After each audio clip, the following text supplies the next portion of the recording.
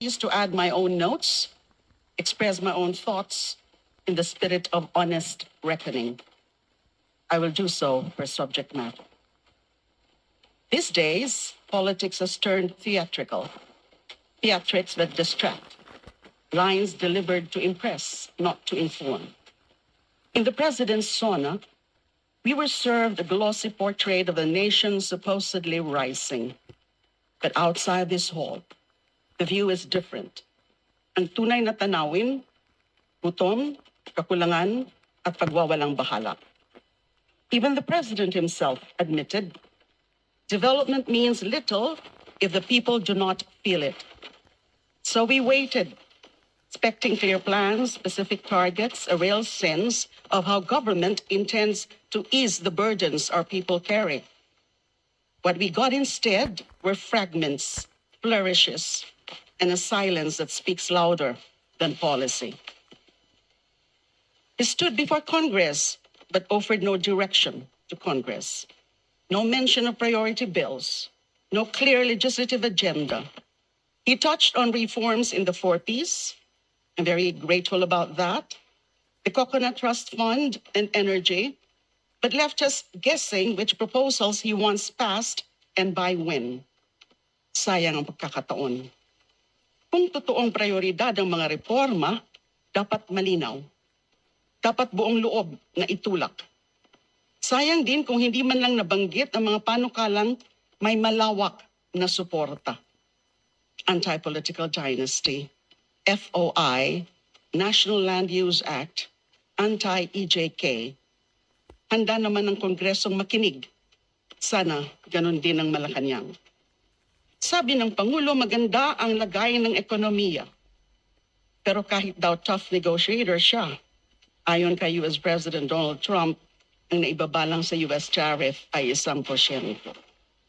Even his own economic team has tempered expectations. Growth projections have been revised down. The debt-to-GDP ratio is climbing. The Philippines' debt-to-GDP ratio climbed to 62% in March 2025 from 60.7% in the previous quarter.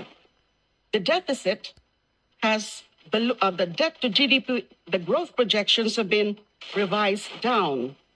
Growth for 2025 is now projected at 5.5% to 6.5%, down from the government's earlier forecast of 6% to 8%. The deficit has ballooned to 1.5 trillion. These are not numbers you parade. These are warning signs.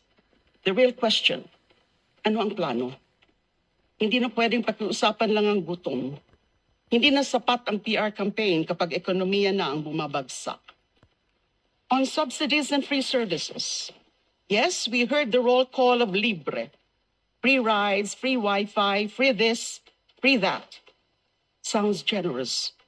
But the question isn't just what's free, it's what's fair and what lasts. Hindi magic trick ang pamahalaan. Walang libreng serbisyong walang kapalit. Kung ang layunin lang ay headline bukas at hindi solusyon para sa susunod na dekada, nauuwi lang sa limos ang serbisyo. What we need is a public transport system that runs, not just rides that trend. We need strong, affordable internet access, not free Wi-Fi that disappears before it loads. And when we talk about subsidies, they should come with real pathways, training, support, and access to credit. Otherwise, we're giving people a life vest in a storm, but no boat. On food security and agriculture, 20 pesos per kilo of rice nationwide. That was the headline, but again, where's the follow-through? We ask, sustainable ba ito? Maaabot ba ng mga hindi malapit sa kadiwa? Mas mahalaga, nasaan ang suportang matagal nang hinihingi ng mga magsasaka? We need more than promises. We need distribution networks for equipment and facilities, cold storage, post-harvest support, real crackdowns on price manipulation. Words won't plug the leaks in our rice supply. And smuggling? It's still a sport in this country. Time to retire the playbook Time to protect Filipino farmers like we mean it. On health. The president's health claims sounded impressive until you asked someone who actually went to the hospital. PhilHealth daw covers emergency outpatient care. Pero ang kwento ng mga pasyente, konsumisyon na nga ang sakit, konsumisyon pa ang bill. The agency says reimbursement is possible, but in an emergency, who has time and money for abono? Sa dami ng kwentong ganito, ang tanong, sino ba ang niloloko natin? The president says there's now a doctor in every town. Good. But a lone doctor without medicine, without equipment, without trained staff is not a health system. That's a photo op waiting to happen. Zero balance billing has also been around for years. But walk into any public hospital and ask if it's real. Patients still choose not to seek treatment, afraid of the bill that might bury them deeper than the illness. If the goal is universal health care, then let's stop pretending we have arrived. We're still stuck in triage. On corruption. Flood control projects daw ang tututukan. Tama lang. Galing lang nga po ako dun sa briefing sa Accounts Committee. Briefing on the infrastructure projects, especially the flood works projects. I wanted to listen to the briefing, but I know that I am scheduled to deliver this. So tama lang po ang flood control projects. Diyan talaga lumulubog ang pondo. We welcome any serious investigation. But serious means names, charges, jail time. Hindi pwedeng mahiya naman kayo lang ang ending. Kung palpak ang proyekto at nalulusaw ang pondo, may dapat managot.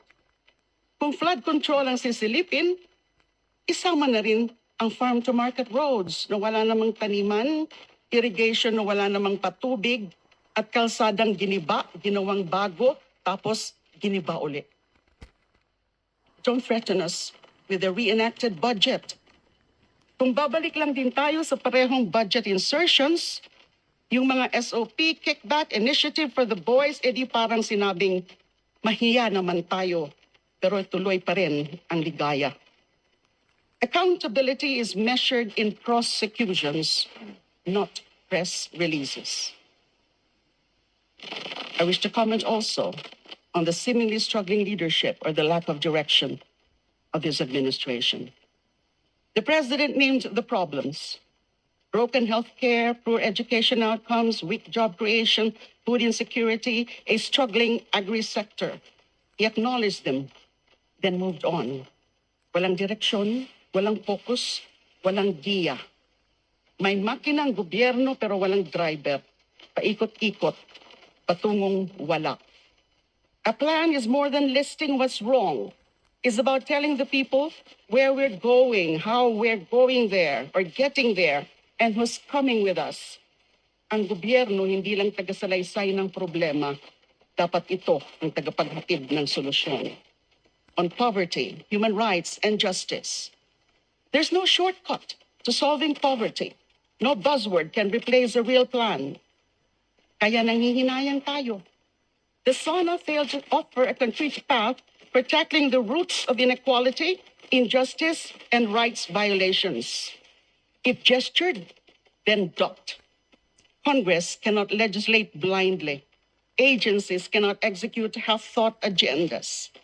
The victims, those still waiting for justice, still navigating bureaucracy, still barely surviving, have waited long enough. Walang saysay ang rule of law kung hindi mo kayang harapin ang tanong, para kanino ba ang hustisya? On online gambling, walang pasaring, walang pahiwatig, deadma sa online gambling. Samantalang ang dami ng pamilyang winasak, kabataang nalulong, kinabukasang isinugal. Patuloy pa ba nating papayagan? Ilang buhay pa ang kailangang maligaw? Ilang pamilya pa ang kailangang gumuho? Ipatigil na po natin yan. On illegal drugs, 83 billion worth of confiscated drugs, 9,600 high-value targets arrested. Good. Now show us the convictions. Show us the big fish. Hindi lang yung mga taong wala nang ipanglaban. The last administration hunted the poor. This administration says it's hunting the real players. Then make it count. Sampulan ang malalaking drug lord, mga tunay na drug lord. Tapusin ang kasinungalingan ng mahirap lang ang salarin. Hindi dapat ginagawang trope ang laban sa droga. Buhay at kalayaan ang nawala. Kasama ako sa mga napagdiskitahan dyan. On other marginalized sectors, para sa mga manggagawa, walang umento, walang pagbanggit sa kontraktualisasyon. Para sa mga katutubo, wala man lang pagkilala sa kanilang pakikibaka at karapatan sa lupaing ninuno. Para sa kababaihan, walang tugon sa lumalalang bilang ng maagang pagbubuntis. Para sa mangingisda, puro alon, walang ginhawa. The SONA was silent on protecting municipal waters from commercial encroachment. 15 kilometers is the law. Pero kung wala namang pagpapatupad, parang wala na rin. Whole sectors erased by omission. That silence is telling. Minsan mas maingay ang hindi sinasabi. On the impeachment case, the Supreme Court voided the impeachment complaints against the Vice President. And we are hoping against hope that the High Court reverses itself. A ruling this controversial and the President had nothing to say.